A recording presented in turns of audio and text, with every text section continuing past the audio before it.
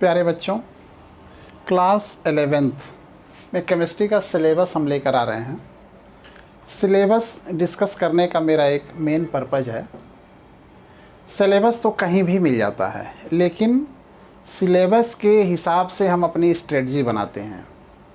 किस चैप्टर को कितना समय देना है, किस में से कितने प्रश्न पूछे जाते हैं, यह जानना बहुत ज़रूरी होता है।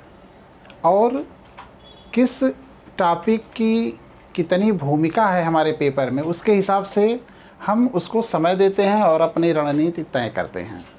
इसके लिए हम थोड़ा सा सिलेबस यहाँ डिस्कस करेंगे। इस चैनल पर हम और आपको यह बताएं कि क्लास 11th 12 की physics, chemistry, math home examination और बोर्ड एग्ज़ामिनेशन के हिसाब से आपको मटेरियल दिए जाएंगे, लेकिन यहाँ जो एक्सरसाइज कराई जाएगी वह आईआईटी, जेई के लेवल की भी होगी। आईआईटी और जेई में ऐसा नहीं है कि प्रश्न कहीं बहुत बाहर से आते हैं, वहाँ इम्प्लीमेंटेशन पर जोर होता है कि आप एप्लीकेशन कैसे यूज कर पाते हैं। यानी जिन बच्चों का टारगेट कंपटीशन है वो कॉन्सेप्ट को क्लियर रखें और कॉन्सेप्ट का एप्लीकेशन के रूप में यूज कर पाएँ। अगर कॉन्सेप्ट क्लियर है और एप्लीकेशन यूज कर पाते हैं तो इसी कॉन्सेप्ट के आधार पर वह कंपटीशन के एग्ज़ाम भी आसानी से क्रैक कर सकते हैं।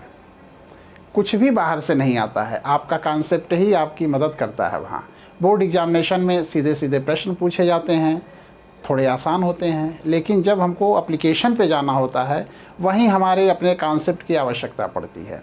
तो आप अगर सारे वीडियो ध्यान से देखेंगे, कॉन्सेप्ट क्लियर रखेंगे, तो आपका लेवल बोर्ड के साथ साथ आईआईटी और जेई का भी होगा। सिलेबस को हम देखते हैं। क्लास 11th का पूरा सिलेबस 9 यूनिट में बटा हुआ है। 9 यूनिट हैं। सबसे पहला टॉपिक है some basic concepts of chemistry.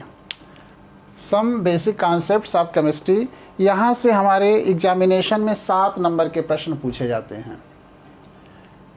दूसरी यूनिट स्ट्रक्चर ऑफ एटम, यहाँ से 9 नंबर का सवाल पूछा जाता है।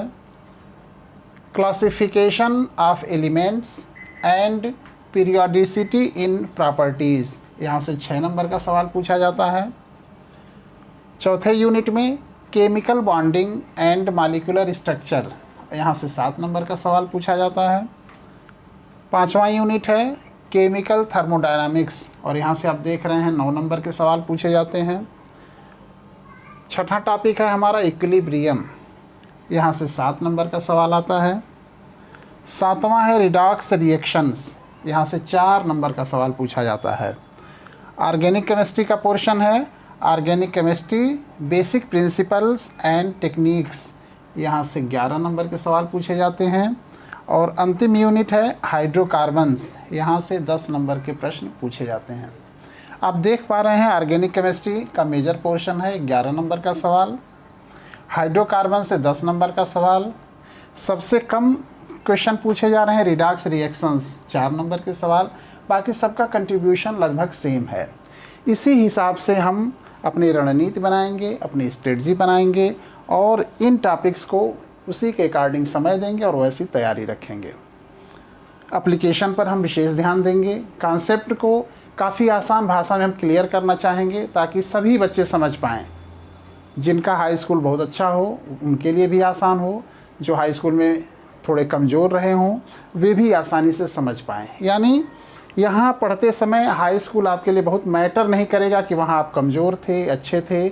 हम कुछ ऐसे कॉन्सेप्ट आपको देने की कोशिश करेंगे कि आप किसी भी लेवल से शुरू करें, लेकिन आप यहाँ अच्छा कर पाएँ। शुरू करना चाहेंगे स्ट्रक्चर ऑफ एटम से, दूसरी यूनिट से। इसका कंट्रीब्यूशन 9 नंबर का है। बेसिक कॉन्सेप्ट्स ऑफ केमिस्ट्री को हम इसके बाद कवर करेंगे। इसमें तमाम थियरीज हैं तो थोड़ा सा इंटरेस्टिंग कम होगा, इसीलिए हम स्ट्रक्चर ऑफ एटम से शुरू करेंगे। यहाँ से बोर्ड में भी सवाल पूछे जाते हैं, हमारे कंपटीशन में भी यहाँ से सवाल पूछे जाते हैं। तो हम स्ट्रक्चर ऑफ एटम से शुरू करेंगे।